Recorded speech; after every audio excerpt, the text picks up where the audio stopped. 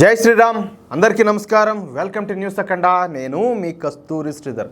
మిత్రులారా, మీకందరికీ అస్సాం ముఖ్యమంత్రి హిమంత బిశ్వ శర్మ గారు తెలుసు కదా. ఆయన ఏం చేసినాడో తెలిసినా సరే, ఆయన ఏం చేసినాడో తెలుసుకోవాలంటే మీరు ఖచ్చితంగా ఈ న్యూస్ చూడాల్సిందే. మొత్తానికైతే ఈ న్యూస్ చూసిన తర్వాత ఏమేనైనా ఎంత గొప్ప నిర్ణయం తీసుకున్నావో హిమంత బిశ్వ శర్మ అని చెప్పేసి మీకు అనిపించదు. అట్టుంటుంది న్యూస్. ఓకే, మన ఈశాన్య రాష్ట్రాల్లో కీలకమైన రాష్ట్రం అస్సాం. ఈ అస్సాం యొక్క రాజధాని దిస్పూర్. అస్సాం రాష్ట్రం టీ ఉంది కదా, తేయాక్ అంటారు. ఆ టీకి అదేవిధంగా పట్టుకు బాగా ప్రసిద్ధి చెందింది. అదేవిధంగా ఆసియాలోనే ఈ చమురు త్రవ్వకాలకు ఈ రాష్ట్రం మొట్టమొదటి ప్రదేశం. కావాలంటే మీరు గూగుల్లో చూడండి. ఓకేనా? సరే, కొమ్ములు గల భారతీయ ఖడ్గమృగం అని చెప్పేసి మనం చిన్నప్పుడు మన పుస్తకాల్లో చూస్తుంటాం, టెక్స్ట్ బుక్లు అవి చూసేదానికి ఆ కలర్ ప్రింట్లో అది ఎంత అందంగా కనపడుతుందో ఆ ఖడ్గమృగం.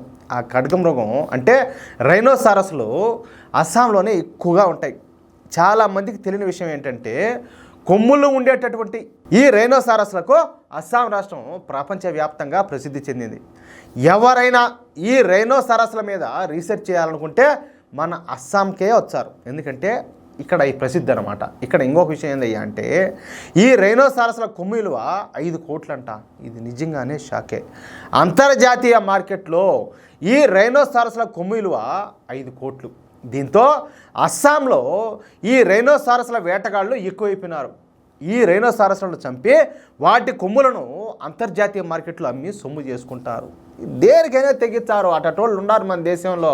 ఇకపోతే ఇక్కడ ఒక ముఖ్యమైన విషయం, గోమాతల విషయానికి వద్దాం.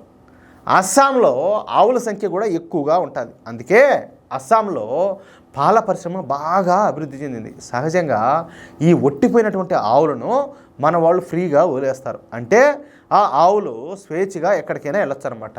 దీనినే అదునుగా భావించినటువంటి ఈ బంగ్లాదేశ్కు చెందినటువంటి ఆవుల స్మగ్లర్లు, అదేవిధంగా పశ్చిమ బెంగాల్ ఆవుల స్మగ్లర్లు ఈ అస్సాం నుంచి ఆవులను స్మగ్లింగ్ చేయడం ప్రారంభించారు. ఇదేదో చిన్న చితకా స్మగ్లింగ్ కాదు.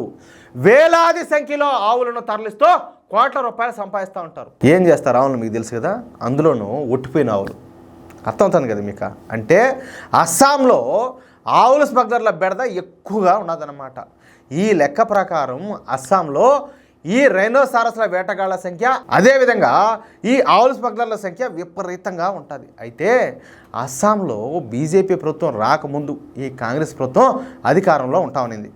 ఆ సమయంలో ఈ రైనోసారస్ వేటగాళ్లకు, అదేవిధంగా ఈ ఆవుల స్మగ్లర్లకు అస్సాం అనేది ఒక స్వర్గధామంగా ఉంటా ఉన్నింది. ఇక్కడ ఇంకో విషయం ఏందయ్యా అంటే, ఈ రైనోసారస్ వేటగాళ్ళు, అదేవిధంగా ఆవుల స్మగ్లర్లు అంతా కూడా ఈ బంగ్లాదేశీలే.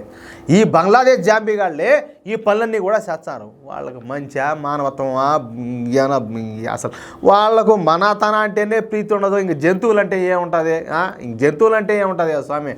అందుకే వాళ్ళకు బొంగులో దేశం చెప్పి పేరు పెట్టింది. కానీ ఇప్పుడు ఈ స్మగ్లర్లకు, వేటగాళ్లకు అస్సాం ముఖ్యమంత్రి హిమంత బిశ్వ శర్మ గారు మోతంలో బ్యాండ్ మేళం మోగిపోతుందట్టే. దొరికిన వాళ్ళ దొరికినట్టు చెత్త కొట్టుడు కొట్టి లోపలేస్తున్నారు. ఈ క్రమంలో గత 4 సంవత్సరాల కాలంలో ఎంతమంది తెలిసినా ఏకంగా 4300 మంది ఆవుల స్మగ్లర్లను, అదేవిధంగా రైనోసారస్ వేటగాళ్లను పట్టుకున్నారు. అంటే హిమంత బిశ్వ శర్మ గారు ముఖ్యమంత్రి అయినప్పటి నుంచి ఇప్పటి వరకు 4300 మంది స్మగ్లర్లను, వేటగాళ్లను పట్టుకున్నారు. పట్టుబడినటువంటి ఈ బంగ్లాదేశీల పైన థర్డ్ డిగ్రీ ఉపయోగించి ఎర్రగదన్ని బాగా వాళ్ళని జైలుకి పంపించారు. అంతేకాదు, ఇలాంటి వాళ్ళ కోసం అస్సాం అడవుల్లో ప్రత్యేకంగా ఒక జైలును కూడా నిర్మిస్తారంట.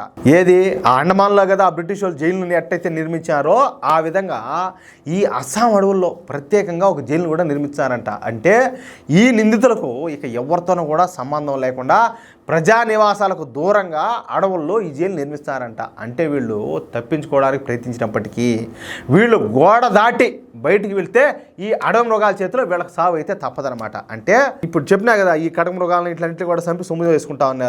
వీళ్ళు కనుక గోడ దాటారనుకో కథం, వీళ్ళు ఇన్ని రోజులు ఏదైతే చేశారో ఇంకా అదే ఆ పాపం వీళ్ళు వెంటాడి వీళ్ళని పూర్తి చేస్తుంది. అట్లా మ్యాటర్. అంటే ఈ బంగ్లాదేశీలకు హిమంత బిశ్వ శర్మ మోతం మోగించాడు.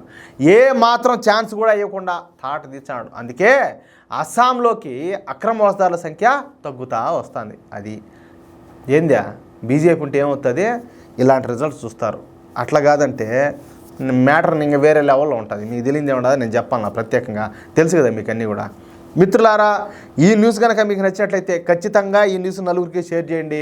అదేవిధంగా ప్రతి ఒక్కరు కూడా ఈ వీడియోకి సంబంధించి మీ యొక్క అమూల్యమైన అభిప్రాయాలను తప్పనిసరిగా కామెంట్ రూపంలో తెలియజేయండి. అలాగే ఇంతవరకు మీరు కనుక మన ఛానల్ సబ్స్క్రైబ్ చేసుకున్నట్టయితే ప్రతి ఒక్కరూ మన ఛానల్ సబ్స్క్రైబ్ చేసుకోండి, సపోర్ట్ చేయండి ప్లీజ్. జై శ్రీరామ్.